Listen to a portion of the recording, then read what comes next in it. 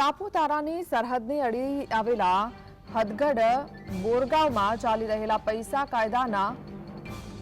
કાયદાના અમલની માંગ સાથેની રસ્તા રોકો આંદોલનમાં ગુજરાતના 33 મુસાફરો અટવાયા હતા, જેને સાપુતારા પોલીસે રેસ્ક્યુ કરીને બચાવ્યા હતા।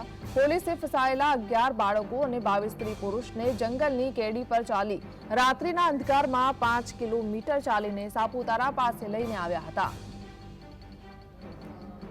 તો સાપુતારાથી સંવાદદાતા પાંડુ આપણી સાથે જોડાયા છે। પાંડુ, શું જાણકારી છે આ ઘટનાને લઈને?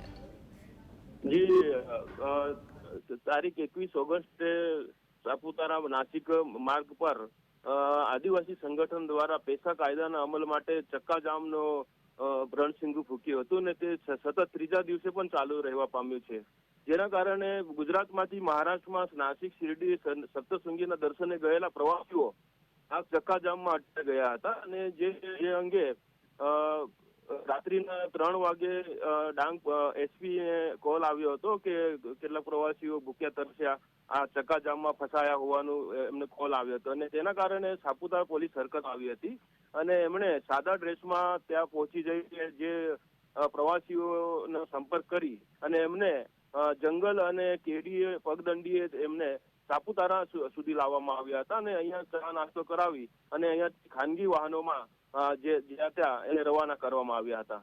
જી, આભાર।